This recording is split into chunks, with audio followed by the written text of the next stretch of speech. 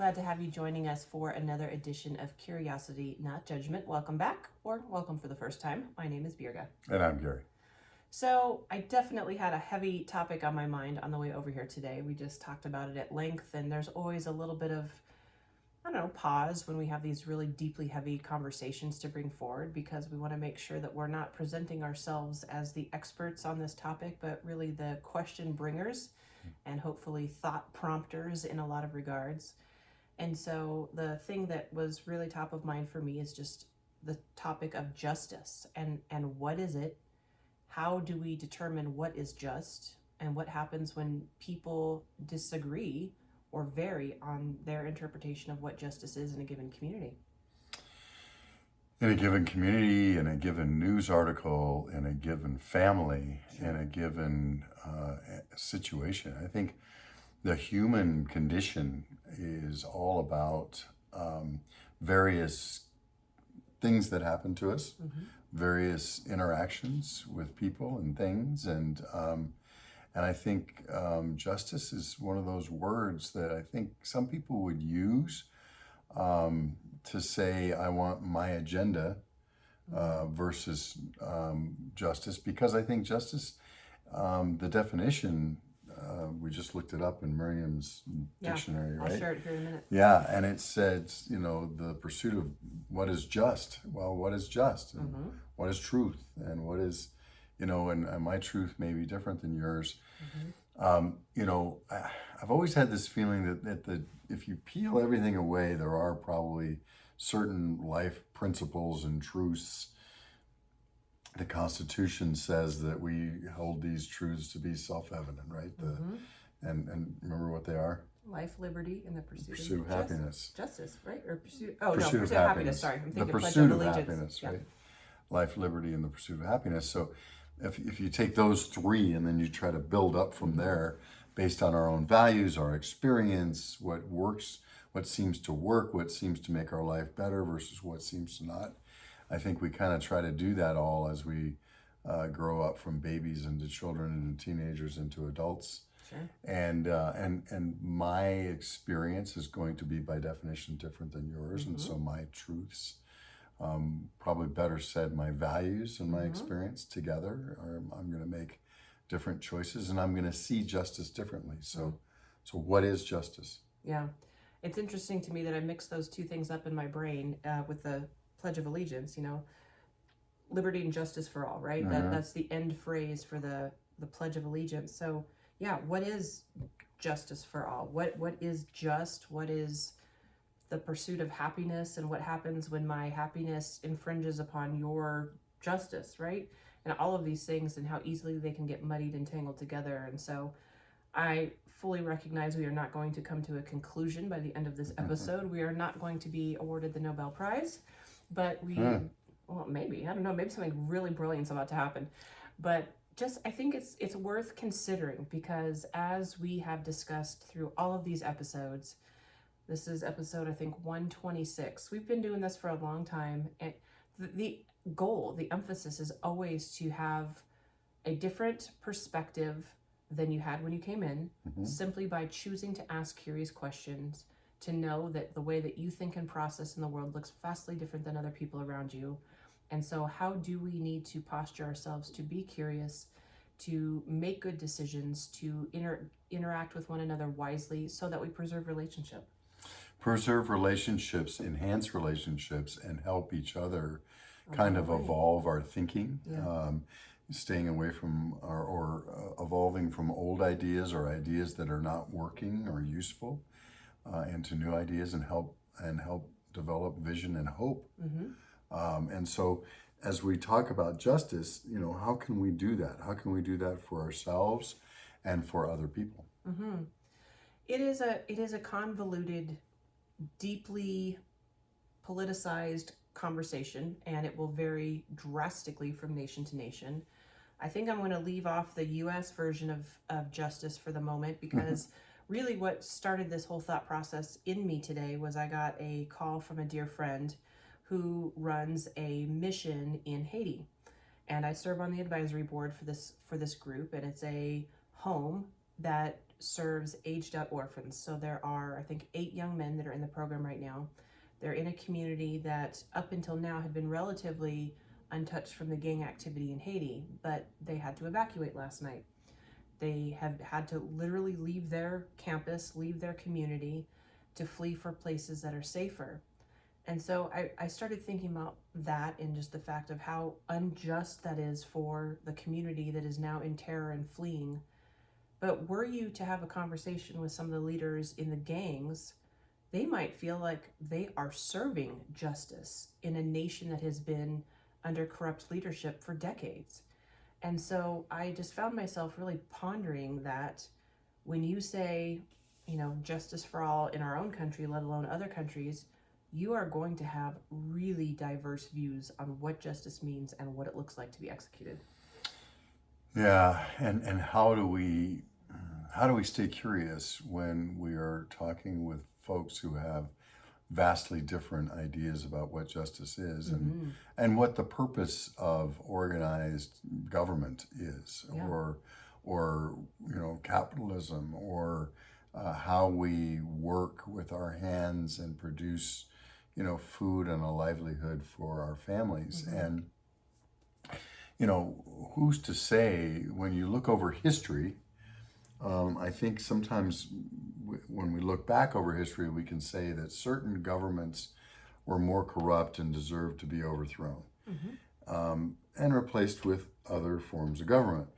But rarely do you see someone say there should be no government, no organization whatsoever. As we organize ourselves in tribes and communities and states and countries, etc., and in the world, we try to have certain kind of underlying values that protect life, basically, and the ability to pursue happiness.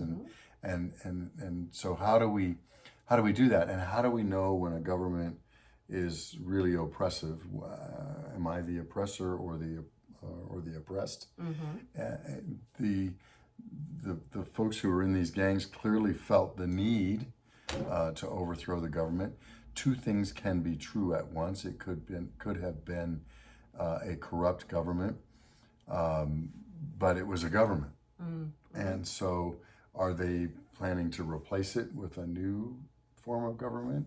Is that government going to be any better for folks than the other? Yeah. These are great questions. Oh, they're really important questions.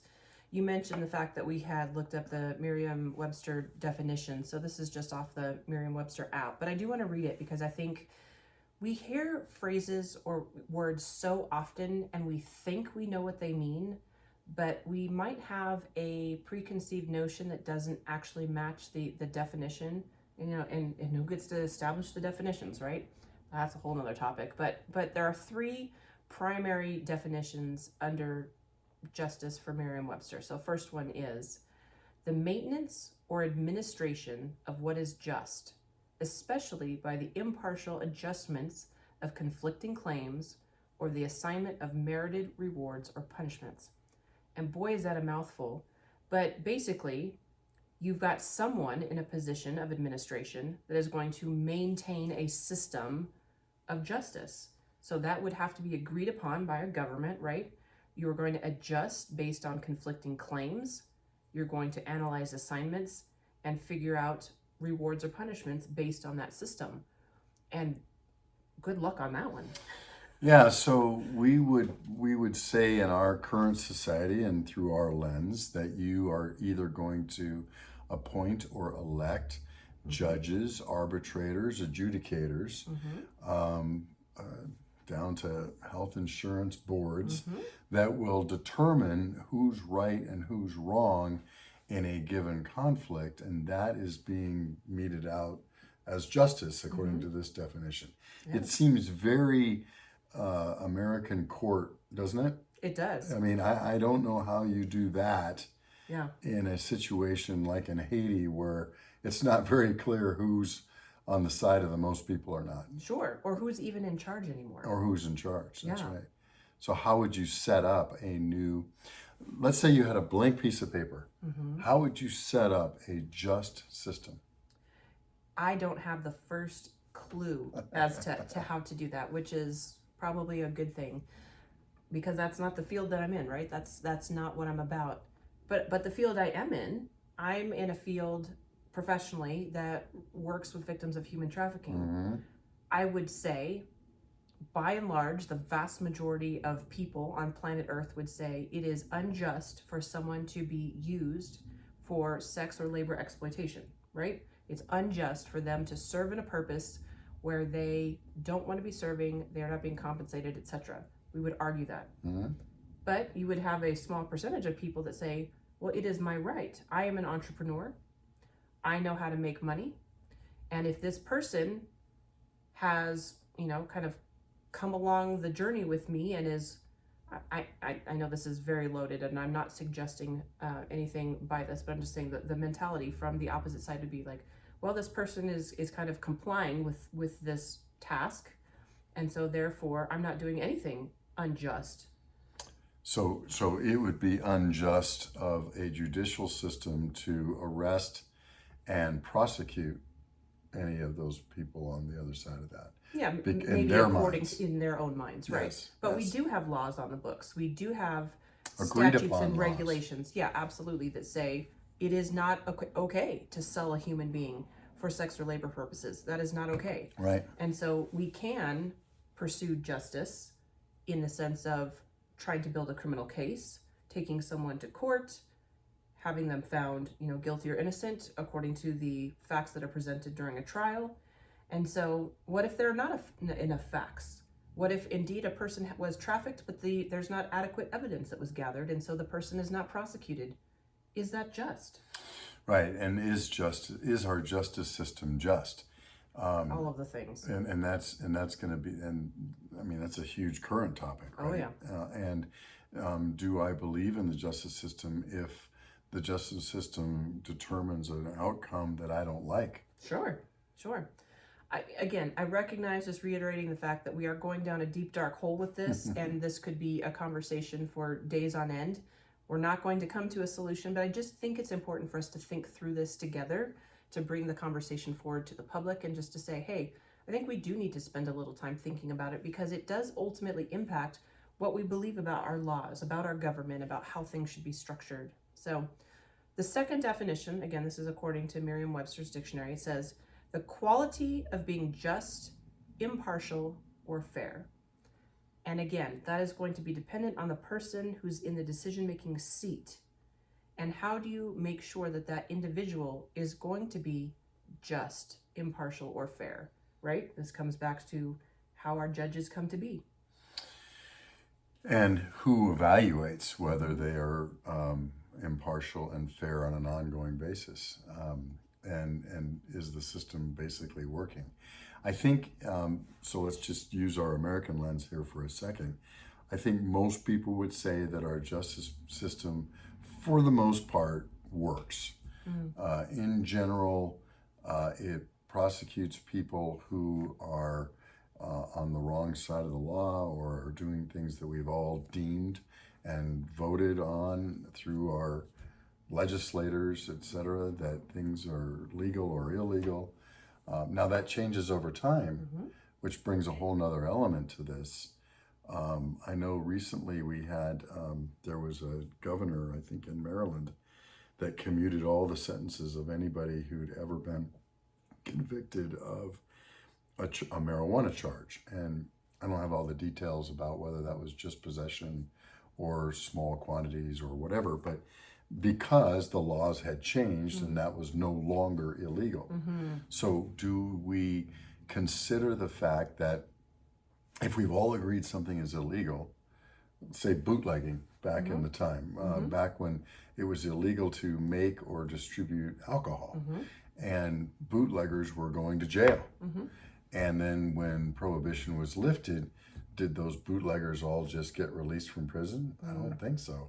I think they had to serve their time for doing something that was illegal at the time. So is that just? Yeah, these are fascinating questions and so complex. And we've shared that we live in Albuquerque, New Mexico, and we've got a real contentious situation right now about our criminal justice system. We've got a lot of shoplifting. We've got a lot of other crimes that are taking place, repeat offenders. They are being arrested. They are being taken to jail, very quickly let out because of how our laws are structured presently. And going back to the reason why they were structured the way that they're structured, I don't even know. But I know that at that time, something happened and somebody made a call saying, hey, we shouldn't be keeping people in jail for more than X amount of time if it's a misdemeanor, because, we're disrupting somebody's ability to earn a living, whatever the reasoning was. At some point, somebody thought that was just. And so they made a decision. But now fast forward years later, and we've got these string repeat shoplifting situations that are just damaging businesses to the point of they're having to close their doors and move out of town. We have to revisit what is just. Do our laws make sense? All of the things surrounding this very complex conversation.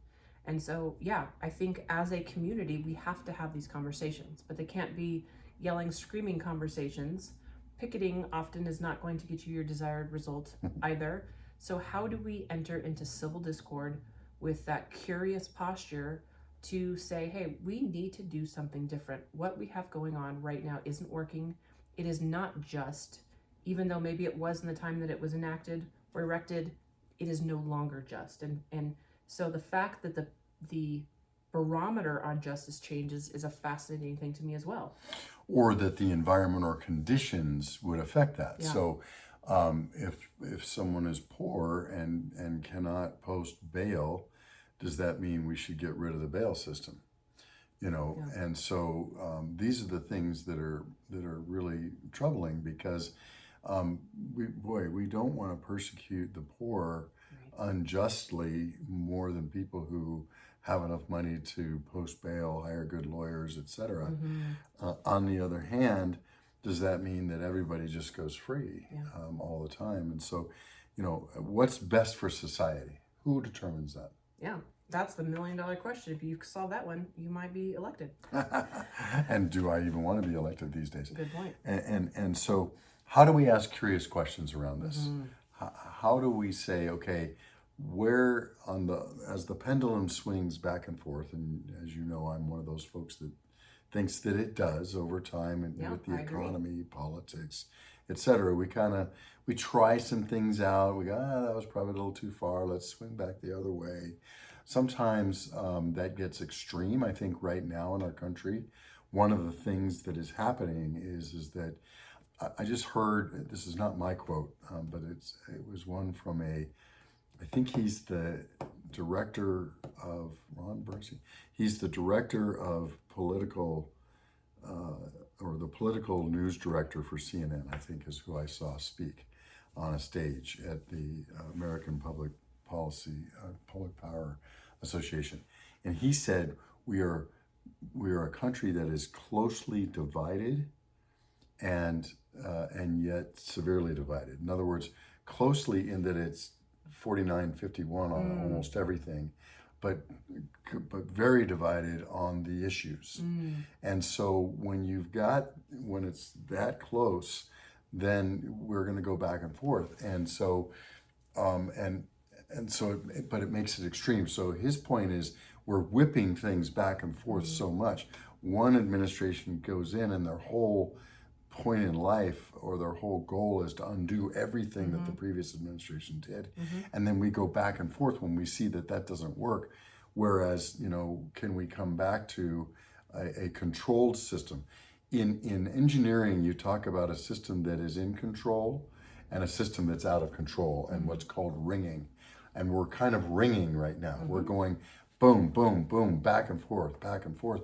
And that makes it very difficult for all of us, but it makes it very difficult for large organizations and for business to know what's going to happen, right? I'm in the renewable business right now, and with solar and storage, et cetera. Does the next election, is it going to have a profound effect on our business, and how do we plan for that? And so it makes it a little bit more difficult. But is that better than the alternative, where you have one person who's in power for decades and the country goes that direction Sure. forever, right? So, I guess as we consider all of this and what is just or not, or what justice is, we have to consider what set of framework are we coming from, and is there a middle ground that we can have dialogue around and then kind of tweak around the edges, as opposed to just, nope, it's all this way, nope, now it's all this way. Well, so that leads me into the third definition, again, according to the Merriam-Webster dictionary. So it says conformity to truth, fact, or reason. So that is a very interesting choice of words for this definition. So if we are having that pendulum swing back and forth, Republican, Democrat, left wing, right wing, whatever categories that you want to add into the equation, how do you get a conformity to truth, fact, or reason when you have vastly different outlooks on what truth, fact, and reason are? I think that's really tough. And I think that both sides would say, I'm not going to conform to that as we point across that line, whatever that line is. And I even find myself thinking of conformity seems like a bad word. Now, we choose to conform to certain things. We choose to conform to certain things as part of our societal efforts to become a society and a community, right? And so, was that the goal? Is conformity? It doesn't seem like it's right to me sitting here, but maybe that's the goal. Well, maybe the answer to all of this is whoever Merriam-Webster is or was, maybe that person needs to come and tell us what is just. I'm saying that very jokingly, of course, but yeah, big questions, big topics. And again, we did not anticipate coming to any type of a conclusion, but I think just the mere fact that we need to bring this up and have dialogue around it, because inevitably you're going to have these conversations around a kitchen table, at a family gathering, around the water cooler, at the end of a football game, whatever's going to happen. And we just want to kind of set the stage for a preparedness, for an open ear to listen to what somebody else would say from a different perspective, coming from a different justice lens. And so how do we continue to engage in respectful dialogue, maintaining and improving relationships along the way? And I think the key to that is to stay fascinated by other people and not turned off. Yeah, I think that's a good place to leave it. So as always, we welcome your feedback, your thoughts, your perspectives. You can shoot us a note on the YouTube channel, or you can drop us a line at curiositynotjudgment.com. We will catch up with you again next time, and thanks so much for being here. Until then, take care.